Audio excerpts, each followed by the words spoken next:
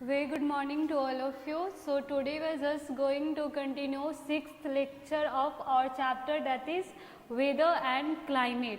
इसके पहले एक्चुअली हमने ये चैप्टर फिनिश कर लिया, जो थ्योरेटिकल पार्ट्स है वो हम लोगों ने पढ़ लिया है, और इसके प्रीवियस क्लासेस से ही हमने आई थिंक एक वीडियोज़ MCQ पे डिस्कस भी कर लिया है। और आज हमारा ये सेकेंड लेक्चर है MCQ से रिलेटेड, क्योंकि प्रीवियस क्लासेस में हमने सारा MCQs को कवर नहीं कर पाए थे। Okay, so first questions we have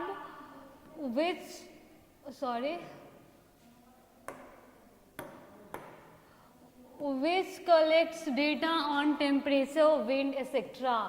कौन आपका टेम्परेचर, विंड और टेम्परेचर विंड से रिलेटेड जो डेटा होता है उसको कौन कलेक्ट करता है? Meteorological department, laboratory thermometer, both A and B and none of this. तो हमने जब हम ये चैप्टर पढ़ रहे थे उस टाइम में हमने ये डिस्कस किया था कि वेदर के 4 एलिमेंट्स होते हैं। फर्स्ट हमारा क्या है? टेम्परेचर, विंड, ह्यूमिडिटी, रेनफॉल, और ये सारा चीज का इंफॉर्मेशन जो डेटा होता है वो कलेक्ट कौन करता है? Meteorological department. और यही हमें वेदर बताते हैं। जैसे कि अलग अलग प्लेसेस का वेदर का इंफॉर्मेशन किसके थ्रू आता है? तो मेट्रोलॉजिकल डिपार्टमेंट के थ्रू आता है। तो हमारा करेक्ट ऑप्शन क्या होगा? करेक्ट ऑप्शन हमारा ए होगा, that is meteorological department. Next questions we have the day-to-day conditions of the atmosphere at a place with respect to the temperature, humidity, rainfall, wind speed is called. Day to day atmospheric condition किसी भी place का, किसके respect में? वहाँ का temperature, वहाँ का humidity, वहाँ का रैनफॉल और वहाँ का विंड स्पीड के रिस्पेक्ट में किसी भी प्लेस का day to day atmospheric condition को हम क्या बोलते हैं? उसे हम क्या बोलते हैं? वेदर। जब हम पढ़ रहे थे वहीं पे हमने वेदर को डिफाइन किया था कि ये किसी भी पार्टिकुलर प्लेस का पार्टिकुलर एटमॉस्फेरिक कंडीशन, वहाँ का टेम्परेचर, वहाँ का ह्यूमिडिटी, वहाँ का रैनफॉल, यही चीज़ हमारा क्या होता है? यही चीज़ हमारा वेदर होता है। और इसी वेदर को जब हम लंबे टाइम तक एनालाइज करते हैं और उसका एवरेज निकालते हैं तो उसे हम लोग क्या बोल देते हैं? उसे हम लोग क्लाइमेट बोल देते हैं। So correct option will be C, that is weather. Okay? What will be the answer of this question? The answer of these questions will be C, that is weather. Got it? Next questions, that is question number 3. We have a carnivore with strips on its body moves very fast while catching its prey. It is likely to be found in polar region, desert, oceans और tropical rainforest. Question हमसे क्या बोल रहा है कि carnivorous animals, हमने class 6 में पढ़ा था। क्लास 6 में हमने देखा था कि एनिमल्स को हम लोग 3 या 4 भाग में डिवाइड किए हैं।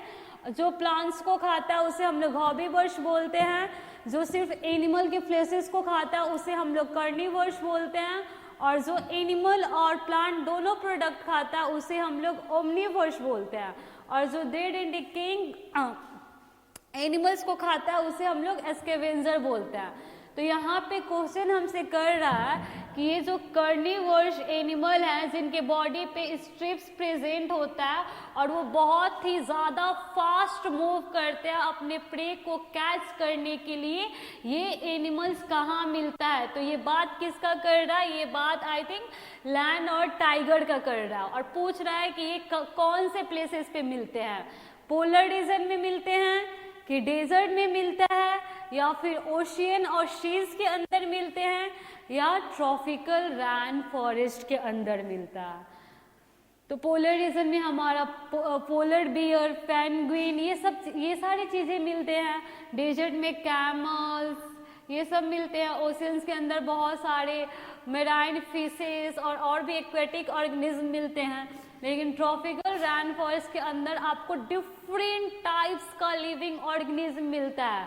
क्यों मिलता है? ट्रॉपिकल रैन फॉरेस्ट का बायोडाइवर्सिटी ये पोलर रीजन और डेजर्ट के कंपेयर में बहुत ही ज़्यादा होता है, क्योंकि यहाँ पे इनफ अमाउंट में वाटर की प्रेजेंस होती है। सॉइल भी तुम्हारा वहाँ पे सॉइल भी वहाँ पे आपका जो ये लिविंग ऑर्गेनिज्म के लाइफ को सपोर्ट करता है। ये सारे फैक्टर की वजह से ट्रॉपिकल रैन फॉरेस्ट में हमें डिफरेंट फॉर्म्स के लिविंग ऑर्गेनिज्म मिलते हैं, और यहीं पे हमें लैंड, टाइगर, ये सारी चीज़ भी मिलता है। तो हमारा करेक्ट आंसर क्या होगा? करेक्ट आंसर हमारा डी होगा, that is tropical rain forest. Tropical rain forest उस टाइप के फॉरेस्ट होते हैं जहाँ पे उस टाइप का प्लेस होता है जहाँ पे थ्रू आउट द ईयर वहाँ पे रैन होते रहता है, बारिश वहाँ पे आते रहती है। Okay, next question, that is question number 4। Question number 4 हमसे क्या बोल रहा है? which features adopt polar bears to live in extremely cold climate?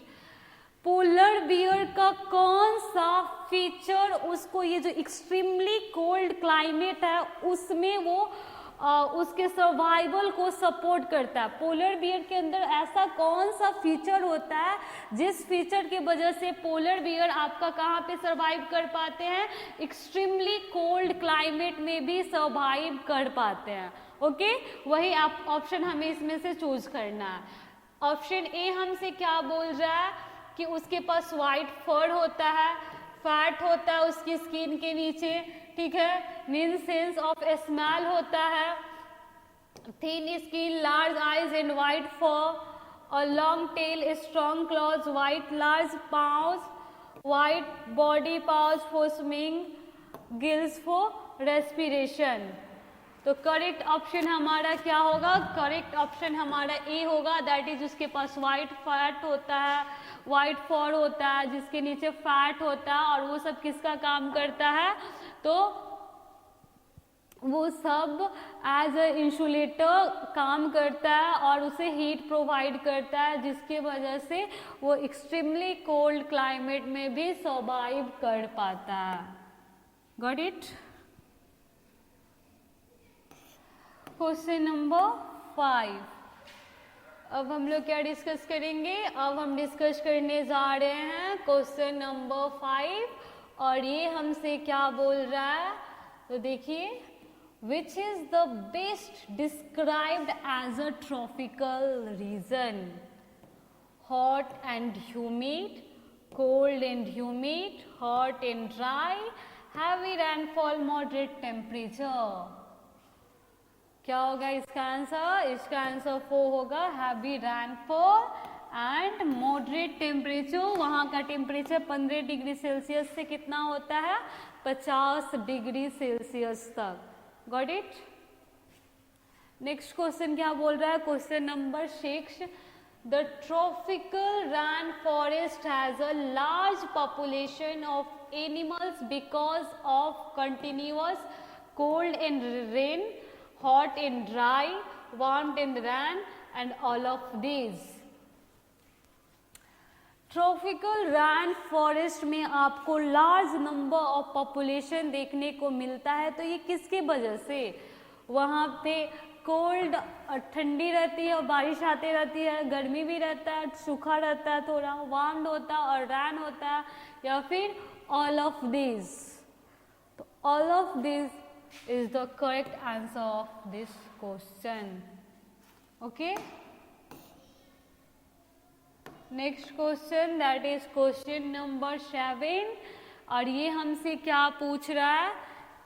The tropical region temperature in the range of, the tropical region temperature is in the range of tropical region का temperature का range क्या होता है, कितने से कितने degree Celsius से कितने डिग्री सेल्सियस के अंदर तक उसका टेम्परेचर होता है। टेम्परेचर का रेंज पूछ रहा है, 15 डिग्री सेल्सियस से 40 डिग्री सेल्सियस, क्या वहाँ टेम्परेचर 15 डिग्री सेल्सियस बिलो मतलब कम से कम 15 डिग्री सेल्सियस और ज़्यादा से ज़्यादा 40 डिग्री सेल्सियस रहता है, या फिर 10 degree Celsius to 30 degree Celsius, या 25 degree Celsius to 40 degree Celsius, या फिर हमारा 15 degree Celsius to 30 degree Celsius. तो एग्जैक्ट नहीं, लेकिन करेक्ट आंसर हमारा क्या है, 15 डिग्री सेल्सियस। जनरली हमारे बुक के अकॉर्डिंग कितना दिया है, 15 degree Celsius to 50 degree Celsius, ये होता है हमारा ट्रॉपिकल रीजन्स का temperature. Okay, question number 8। Now we have a question number 8, और क्वेश्चन नंबर 8 हमसे क्या बोल रहा है, the temperature, humidity and other factors are called। temperature, humidity और कुछ अदर फैक्टर्स भी हैं, उन्हें हम क्या बोलते हैं, एलिमेंट्स ऑफ वेदर, या फिर वेदर, या क्लाइमेट, या none of these. Temperature, humidity और other factors like rainfall, wind speed, ये सारी चीज़ों को हम लोग क्या बोलते हैं, वेदर बोलते हैं, क्लाइमेट बोलते हैं, वेदर एलिमेंट बोलते हैं, या इनमें से कुछ भी नहीं बोलते हैं। तो क्या बोलते हैं, एलिमेंट्स ऑफ वेदर। जब हम पढ़ रहे थे तब वहाँ पे डायरेक्टली लिखा हुआ था elements of weather are humidity, temperature, rainfall, wind speed. तो ये सारे चीज़ों को हम लोग क्या बोलते हैं, इन सारे चीज़ों को हम लोग एलिमेंट्स ऑफ वेदर बोलते हैं। Okay, now next questions we have,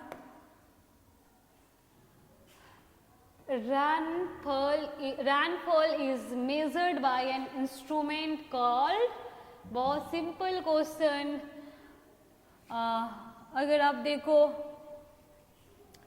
humidity hygrometer से रैनफॉल, रैनग्योग से रैनफॉल को हम किसके थ्रू मेजर करते हैं, रैनग्योग के through.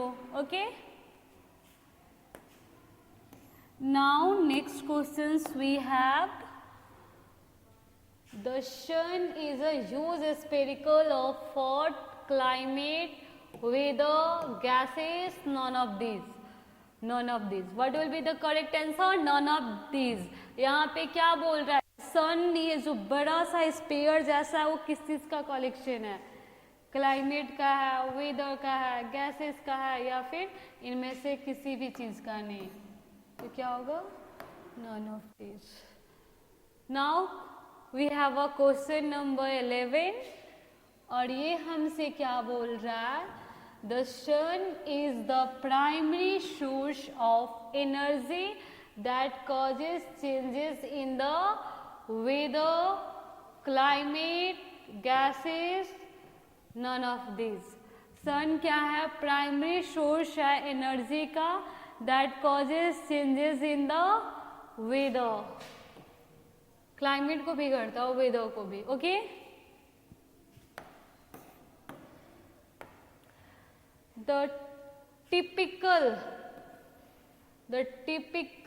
Desert climate is cold and rainy, hot and dry, humid, none of these। what will be hot and dry।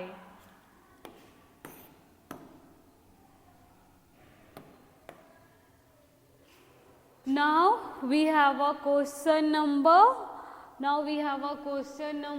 13। ये हमसे क्या बोल रहा है, in winter the temperature of a polar region is as low as -35 degree Celsius, -34 degree Celsius, -39 degree Celsius, -37 degree Celsius. तो exact तो नहीं दिया है, लेकिन -37 डिग्री सेल्सियस, बहुत ही ज़्यादा टेम्परेचर लो हो जाता है। Now we have a question number 14. The minimum temperature of the day occurs generally in the, जब हम यहाँ पे मैक्सिमम मिनिमम थर्मोमीटर के बारे में पढ़ रहे थे अपने चैप्टर के अंदर, तब वहाँ पे हमने देखा था कि मैक्सिमम और मिनिमम थर्मोमीटर को यूज़ करके हम हर दिन का मैक्सिमम और मिनिमम टेम्परेचर निकालते हैं। ओके, तो किसी भी दिन का मैक्सिमम टेम्परेचर हमें कब मिल सकता है, या तो मैक्सिमम टेम्परेचर हमें कब मिलता है, तो उस हर दिन का जो आफ्टरनून वाला टाइम होता है उस टाइम में हमें किसी भी दिन का मैक्सिमम टेम्परेचर मिलता है। और किसी भी दिन का आपका मिनिमम टेम्परेचर कब मिलता है, तो नाइट में मिल सकता है और या तो अर्ली मॉर्निंग्स में मिल सकता है। ओके, और क्वेश्चन यहाँ पे हमसे क्या बोल रहा है कि मिनिमम टेम्परेचर हमें किसी भी दिन का कब मिलता है, तो ऑप्शन ए के अकॉर्डिंग मिडनाइट, ऑप्शन बी के according early morning, option C के अकॉर्डिंग इवनिंग और ऑप्शन डी के अकॉर्डिंग मॉर्निंग। तो हमने पढ़ा है कि अर्ली मॉर्निंग और नाइट में हमें मिनिमम टेम्परेचर मिलता है और आफ्टरनून के टाइम में हमें किसी भी पार्टिकुलर डे का मैक्सिमम टेम्परेचर मिलता है। तो हमारे क्वेश्चंस के अकॉर्डिंग हमारा करेक्ट आंसर क्या होगा, करेक्ट आंसर हमारा बी होगा, that is early morning. Okay, I think you are getting me what I want to share.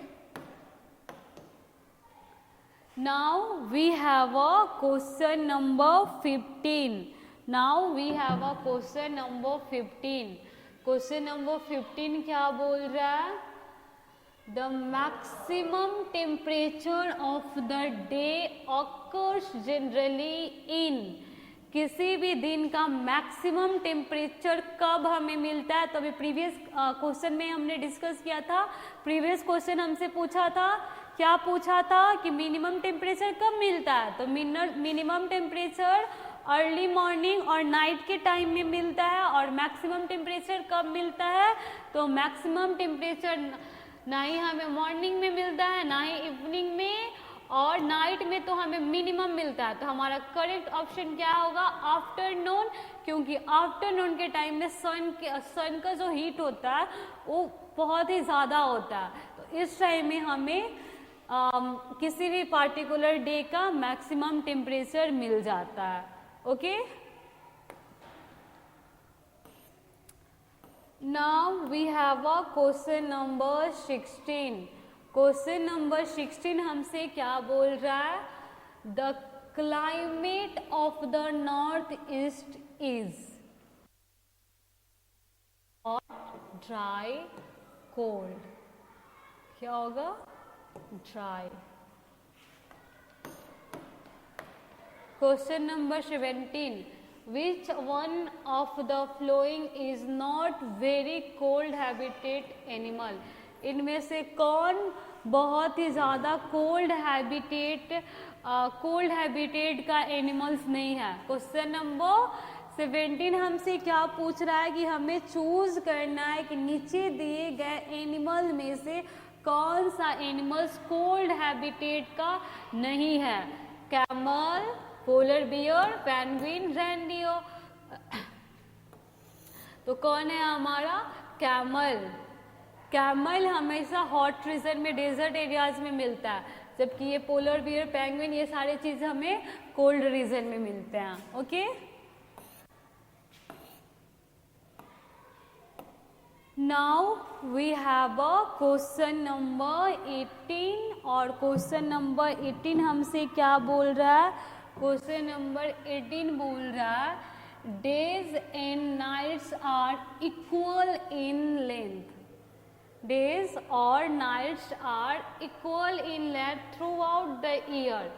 Typical region, tropical region, desert, coastal areas। तो आंसर क्या होगा, tropical region, क्योंकि जब tropical region के बारे में हम स्टडी कर रहे थे तो एक तो देखे थे थ्रू आउट द ईयर वहाँ पे क्या होता है, रैनफॉल होता है, वहाँ का सॉइल काफ़ी सपोर्टिव होता है कि वहाँ पे different forms of living organism survive कर पाए, प्लस पानी की अमाउंट प्लस क्वालिटी सब ठीक ठाक होता है, तो उन्हें सर्वाइव करने में उन्हें कोई भी प्रॉब्लम फेस नहीं करना पड़ता। फिर हमने ये भी देखा था कि ट्रॉपिकल रैन फॉरेस्ट में रात और दिन का जो लेंथ होता है वो इक्वल होता है। ओके, और हमसे क्वेश्चन क्या पूछ रहा है कि कौन सा ऐसा रीजन है जिसमें through out the year days का और नाइट का जो लेंथ होता है वो इक्वल होता है। तो आंसर क्या होगा हमारा? आंसर होगा हमारा tropical region, that is B. Okay,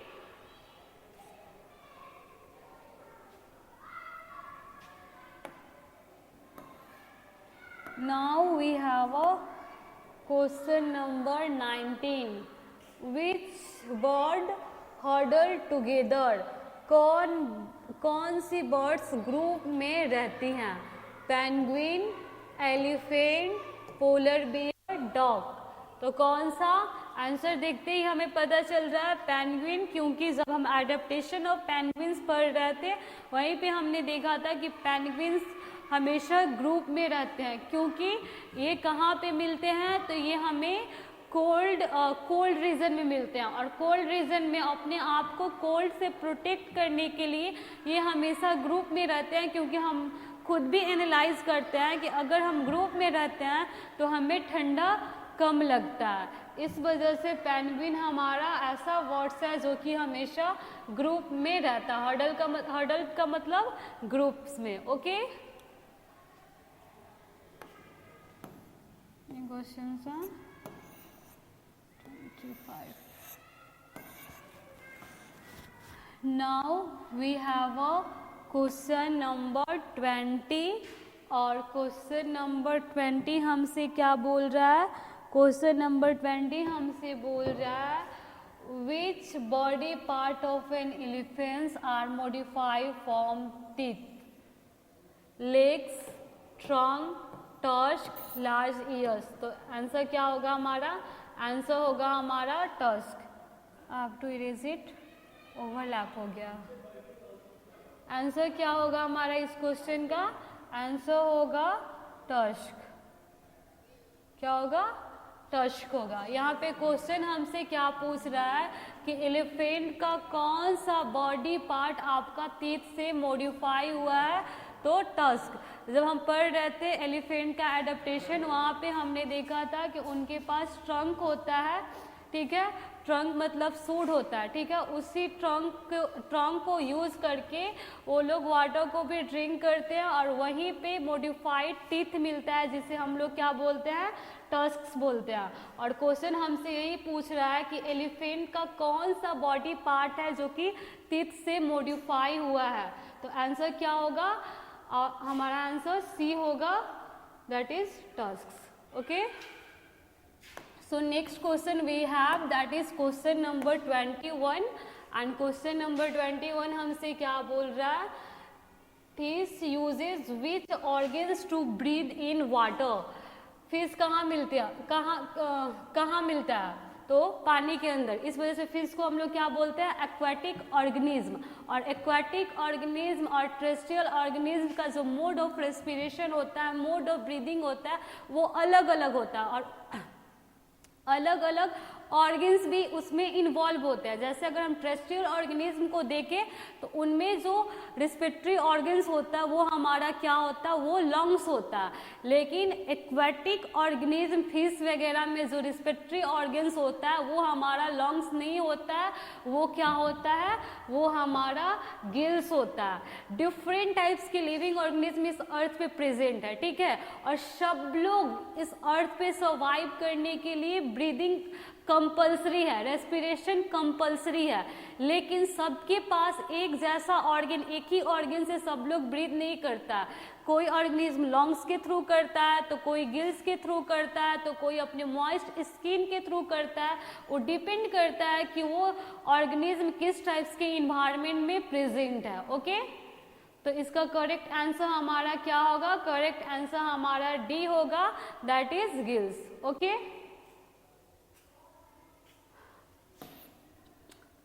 now we have a question number 22 and according to question number 22 ये हमसे क्या बोल रहा है, an organism's body is streamlined, the habitat of the organism should be mountain, water, land, desert. क्या होगा, water, streamline मतलब नाव के जैसा.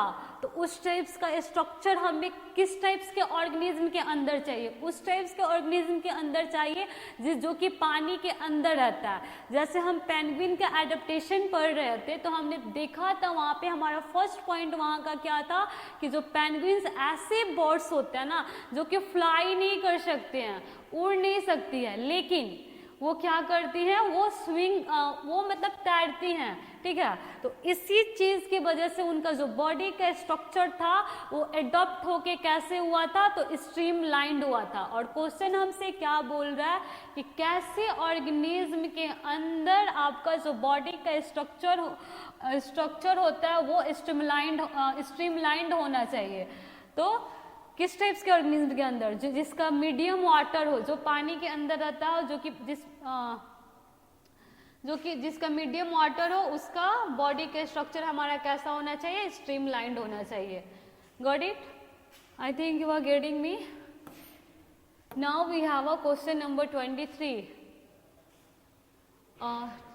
And according to question number 22 क्वेश्चन हमसे क्या बोलना चाह रहा है, to reduce loss of water in a desert areas the leaves of cactus are modified into.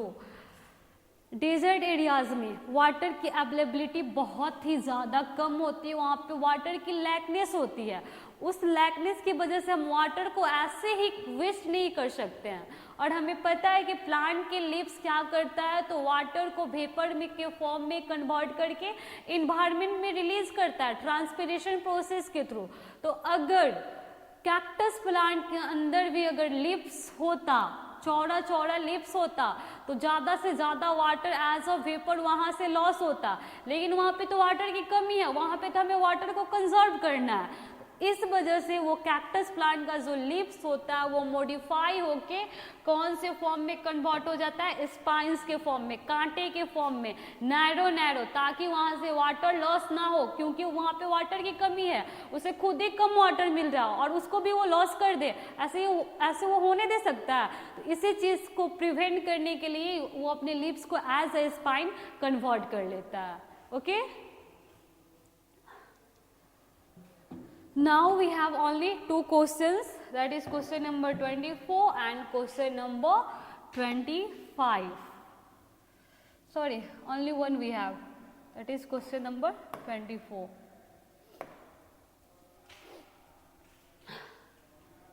So आज का लास्ट क्वेश्चन क्या है, question number 24.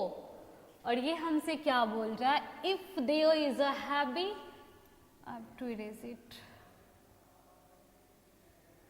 overlapping is there.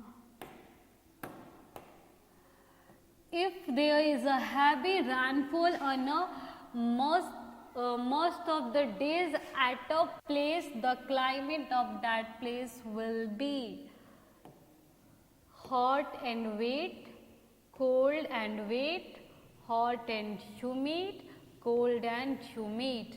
अगर कहीं पे किसी प्लेस पे हैवी रेनफॉल हो रहा है मोस्ट ऑफ द डेज, मतलब अधिकतर दिनों में वहाँ पे क्या हो रहा है, तो वहाँ पे हैवी रेनफॉल हो रहा है, बहुत तेज तेज बारिश होता है. तो उस टाइप्स के प्लेस का आपका ये क्लाइमेट कैसा हो सकता है, हॉट एंड वेट हो सकता है, कोल्ड एंड वेट हो सकता है, हॉट एंड ह्यूमिड हो सकता है, कोल्ड एंड ह्यूमिड हो सकता है. तो क्या हो सकता है, ह्यूमिडिटी तो होगी ही वहाँ पे, कोल्ड एंड ह्यूमिड. ओके,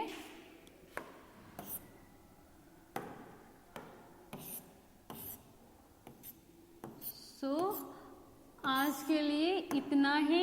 आज के क्लास में हम लोगों ने 24 क्वेश्चंस डिस्कस किया है वेदर एंड क्लाइमेट का. और इसके प्रीवियस क्लासेस में हमने इसका 25 क्वेश्चंस डिस्कस किया था, यानी इस चैप्टर से हमने 49 क्वेश्चंस डिस्कस कर लिया और लगभग हर टॉपिक से, हर कॉन्सेप्ट से हमने क्वेश्चन डिस्कस कर लिया। ओके, सो आज के लिए इतना ही। Thank you, have a nice day.